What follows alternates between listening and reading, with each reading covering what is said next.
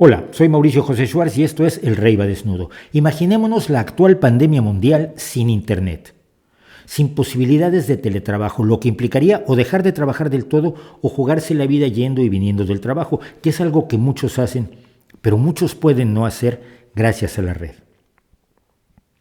Sin escuela en línea por Zoom o Teams o cualquier otro sistema, escuelas cerradas y los alumnos que hoy estudian vía Internet perdiendo clases irremediablemente un año o más.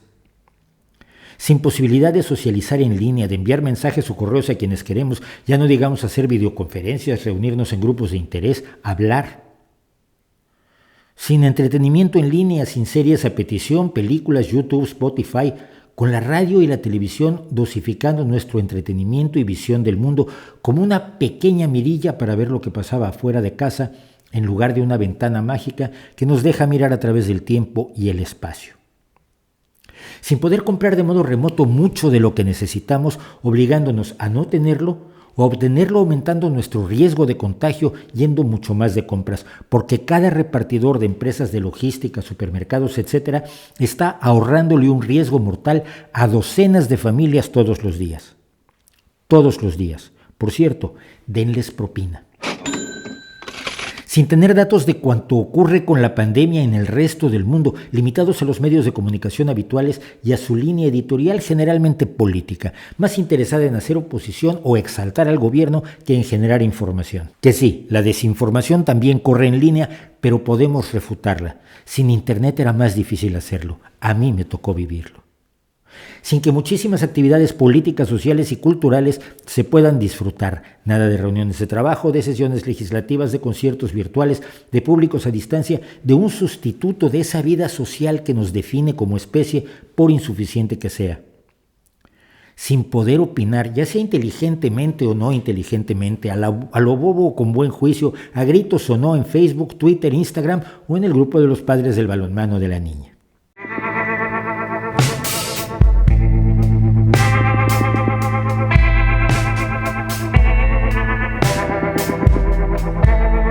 Este ejercicio, por supuesto, nos remite a echar la vista atrás y ver cómo era la vida sin Internet, algo que hoy es difícil de imaginar incluso para quienes lo vivimos.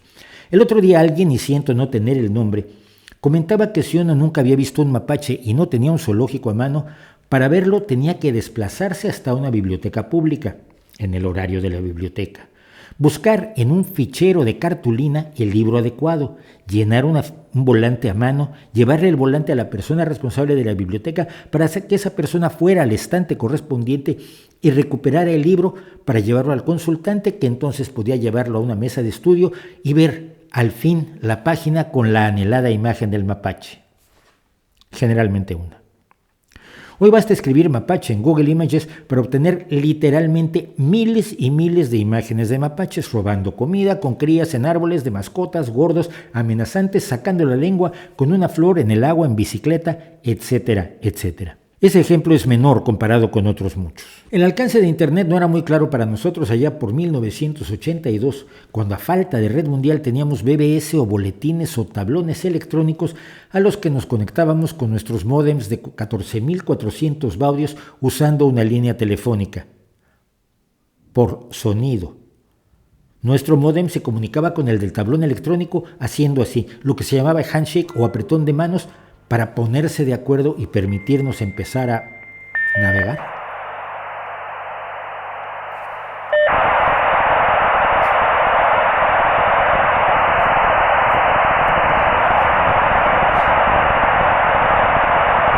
Éramos la vanguardia del futuro y lo intuíamos. Sabíamos que en Estados Unidos y Europa estaban armándose las primeras redes de Internet entre instituciones oficiales y universidades.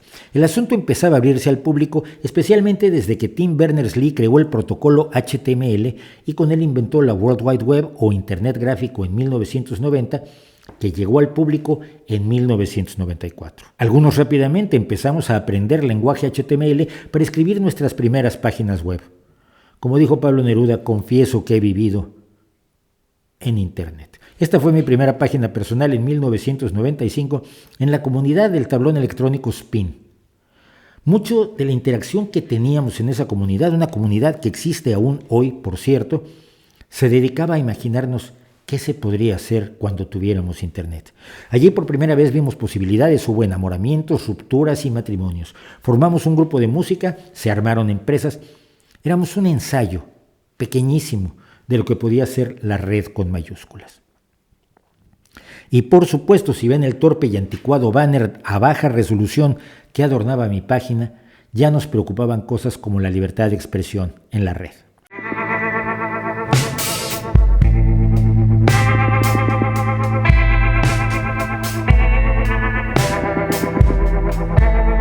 El escritor de ciencia ficción Isaac Asimov tenía una visión muy clara sobre las posibilidades educativas de Internet, de la red que vendría y que aún no se llamaba así, y lo explicó en una entrevista de 1988 muy conocida y reproducida. Once we have outlets, computer outlets in every home, each of them hooked up to enormous libraries where anyone can ask any question and be given answers, be given reference material, be something you're interested in knowing. From an early age, however silly it might seem to someone else, that's what you're interested in.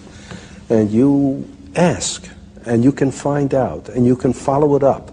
And you can do it in your own home, at your own speed, in your own direction, in your own time. Then everyone will enjoy learning. Nowadays, what people call learning is forced on you, and everyone is forced to learn the same thing on the same day at the same speed in class. And everyone is different. For some it goes too fast, for some too slow, for some in the wrong direction. But give them a chance, in addition to school, I don't say we abolish school, but in addition to school, to follow up their own bent from the start. Pero la realidad es que el acertijo de cómo usar la red como herramienta educativa no se resolvió en las décadas que van de esa entrevista a hoy.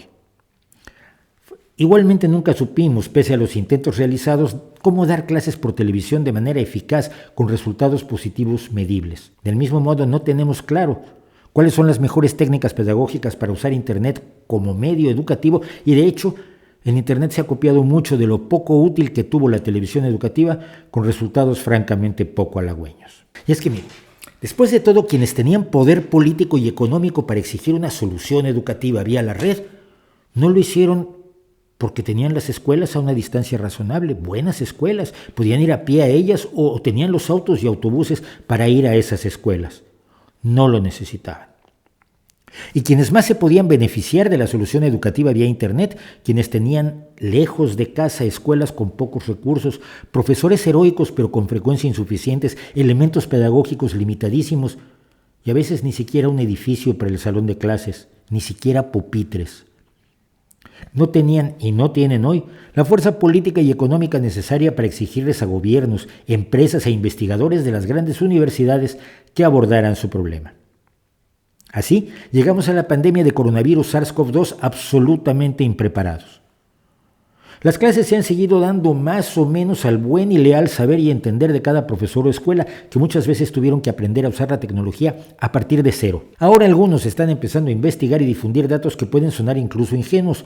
¿Cómo explicar que la instrucción es mejor recibida por los alumnos si ven la cara del profesor y no solo una serie de diapositivas narradas por una voz incorpórea? ¿O por qué es mejor una serie de clases rutinarias que la búsqueda incesante de la originalidad? Sin contar con consejos sobre uso de cámaras, iluminación, micrófonos, etc., para dar una mejor imagen cuando se enseña usando imágenes y que no pasen cosas así, solo como ejemplos. En un futuro cercano seguramente aparecerán, ahora sí, estudios y experimentos y trabajos científicos que nos enseñen a enseñar en línea y empezar a hacer realidad, por fin, lo que soñaba el buen doctor Asimov. Al menos para los alumnos que menos lo necesitaban hasta marzo de 2020 y que menos lo necesitarán cuando la pandemia esté bajo control. Y esto quiere decir que de nuevo dejan fuera a quienes más lo necesitan porque, para empezar, ni siquiera tienen Internet.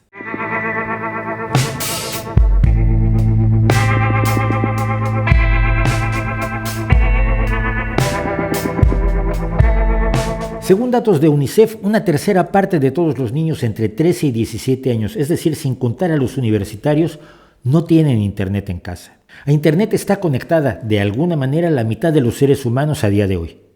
Sí, es glorioso que la mitad de la humanidad esté en línea, pero es que la otra mitad no lo está, y eso es grave. Y esto sin ver qué calidad de conexión y dispositivos tiene la parte más desprotegida de la mitad que sí tiene Internet. ¿Qué ancho de banda tienen? ¿Con qué aparatos se conectan? ¿Cuántos aparatos por miembro de la familia por alumno? ¿Qué tan fiable es el servicio a lo largo del día? ¿Y cuánto les cuesta cada gigabyte de datos? Porque una cosa que nos ha enseñado la pandemia es que tener Internet no basta. Hemos visto en España a familias con 3 hijos que cuentan solo con un ordenador o computadora con 10 años a cuestas y una conexión bastante limitada. Sí, esa casa aparece como con Internet en las estadísticas, pero en realidad los 3 alumnos que viven en ella tienen tan poca oportunidad de estudiar en línea como lo pueden tener los alumnos que en este año de pandemia suben montañas y árboles todos los días para tratar de conectarse y poder estudiar. Son niños como Harish Kumar en Rajasthan, en la India, o Franz Dominique Verdida, estudiante de ingeniería en Filipinas, y muchos niños en Irán. Sin embargo, 1 millón de niños iraníes han dejado de tomar clases. O Saifullah Abbas Afridi y sus amigos en Pakistán, o las hermanas Matilde y Marlene Pimentel en El Salvador, o los compañeros de clase de Malasia, Nur Amirul Hassan o Mohammad Fairul Eswan Saidi, que es estudiante de tecnología.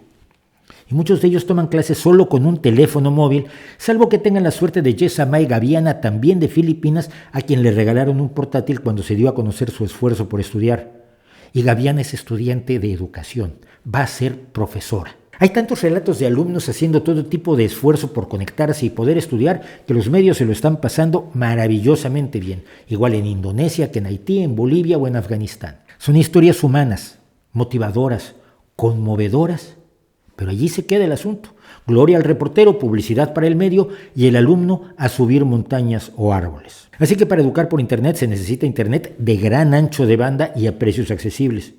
Y se necesitan ordenadores o computadoras de capacidad razonable, no solo para recibir las clases, sino para ejecutar los programas necesarios para hacer los deberes y las investigaciones que lógicamente exige la educación por Internet. El único intento que se ha hecho al respecto fue el de OLPC, One Laptop per Child, un portátil por niño, que se anunció hace 16 años como una gran solución por parte de Nicolás Negroponte.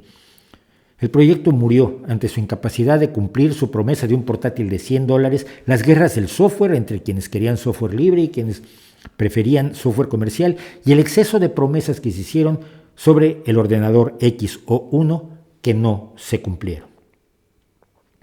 Sin embargo, hoy hay smartphones y portátiles y tablets de menos de $100, de menos de 100 euros, que funcionan con los sistemas operativos comerciales, que pueden tener objeciones morales si usted quiere, pero que son con los que los alumnos trabajarán mañana si logran trabajar en un entorno informatizado. Pero no hay nadie que esté llevando esos dispositivos al mundo pobre en las cantidades necesarias, ni quien esté dispuesto a conseguir las licencias de los programas que se necesitan para que esos aparatos funcionen.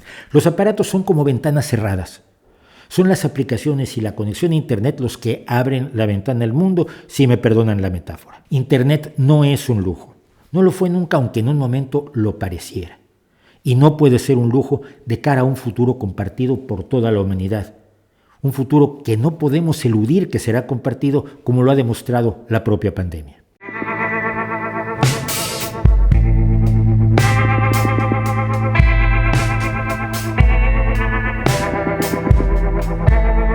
En Costa Rica, en 2010, el Tribunal Constitucional dictaminó que el acceso a Internet era un derecho fundamental de los ciudadanos. En 2017, el Tribunal Supremo de la India dictaminó lo mismo.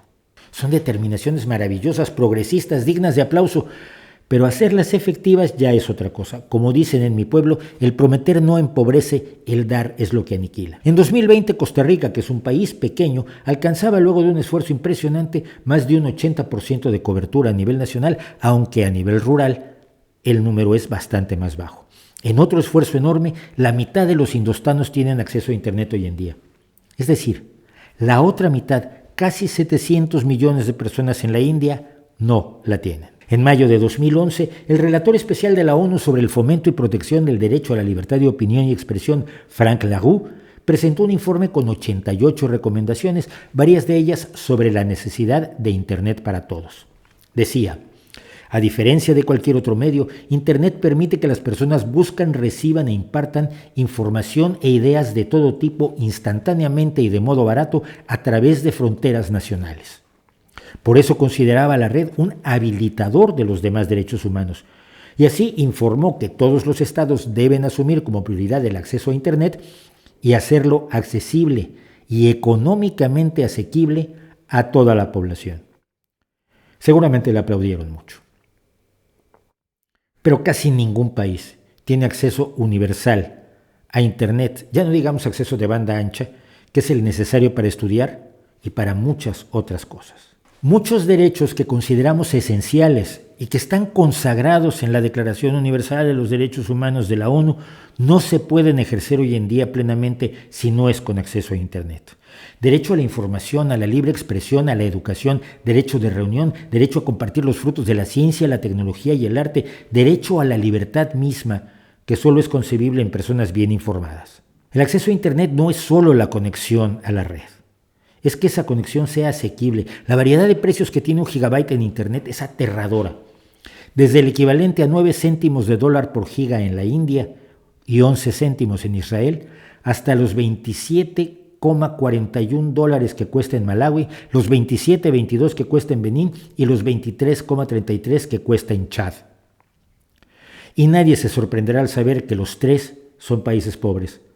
Malawi en concreto es el sexto país más pobre, Chad el 23 y Benín el 33. En octubre de 2020, Ursula von der Leyen, presidenta de la Comisión Europea, dijo que Internet era efectivamente un nuevo derecho humano. Pero el problema más grave del acceso a Internet no está en Europa, aunque ya vimos que la situación está lejos de estar resuelta en el continente de la opulencia. No me parece que sea discutible que si no consideramos el acceso a Internet como derecho fundamental, estamos condenando a buena parte de la humanidad a quedar aún más atrás de las sociedades más opulentas. La brecha digital de la que se empezó a hablar en 1982, cuando todavía no existía Internet, debería ser una verdadera preocupación para todos. Si Europa quiere considerar Internet un derecho magnífico, que invierte en la infraestructura necesaria para llevar Internet a todos. Porque si Europa no encabeza la marcha, no lo va a hacer nadie. Los países que más necesitan ese acceso, por supuesto, tienen que hacer su parte y la harán si Europa se pone al frente y comparte el esfuerzo. La infraestructura incluye, por supuesto, Internet, dispositivos, programas e incluso la electricidad para poder usarlos. En todos los esfuerzos imaginables, desde la lucha contra la pandemia hasta el trabajo contra el cambio climático, desde la aplicación del conocimiento a la agricultura para combatir el hambre, hasta el aprovechamiento del talento de miles de millones de seres humanos que tienen mucho que aportar a la especie y no lo están haciendo porque están excluidos y marginados, tener la comunicación, información e inmediatez de Internet es indispensable. A veces hay debates que se llevan a cabo si Internet debe ser un derecho humano o un derecho civil, un derecho fundamental o subsidiario. Y es claro que nuevamente tenemos el problema de que quienes están discutiendo esto, generalmente por Internet, son quienes no necesitan solucionar un problema. Pero hay esfuerzos que nos demuestran que es posible lograr algo tan aparentemente idealista como darle Internet a todos. Miren, Ruanda en 1994 sufrió un terrible genocidio y en aquel momento prácticamente el 0% de la población tenía electricidad. En menos de 30 años hoy en Ruanda tiene acceso a la electricidad el 30% de su población. No es imposible garantizar el acceso a Internet de banda ancha a todas las personas, más si se hace por satélite. Sí, habrá excepciones, pero casi todas pueden tenerlo con una inversión razonable por las enormes, vastísimas posibilidades de futuro que se abren al tener como parte de la comunidad en línea, opinando, aprendiendo, pensando, estudiando, averiguando formas distintas de hacer las cosas, trabajando, creando, disfrutando de arte de todo el resto del mundo, exigiendo derechos que no sabían que tenían y saliendo, aunque sea virtualmente, de los límites de su sociedad a miles de millones de personas. No solo los límites físicos, sino los religiosos, culturales, de tradiciones, de opiniones, de verdades impuestas socialmente que sabemos que son perjudiciales. Si no se puede tener una sociedad libre sin individuos libres, y los individuos, decíamos, no pueden ser libres si no tienen información, y si no saben además procesar y aprovechar la información, y si no pueden pensar y hablar sin trabas acerca de esa información, interpretarla, intercambiar ideas, se sigue que Internet es una de las herramientas fundamentales de la libertad y todo lo que conlleva. Por eso, precisamente, que países como China, Etiopía, Cuba, Corea del Norte, Irán, Arabia Saudita y Vietnam Son los países con mayor control de Internet, bloqueando tanto lo que sus ciudadanos pueden ver del mundo exterior como lo que pueden decirle al mundo exterior de su realidad. Si la red es libertad, defenderla es defender la libertad. Y eso es una buena labor, ¿no cree usted? Hola, soy Mauricio José Schwartz, gracias por su visita. Para disfrutar más videos del Rey va desnudo y cosas que sabemos como estos, y para estar informado de nuestros estrenos y nuestros streamings, no olvide suscribirse y activar las notificaciones.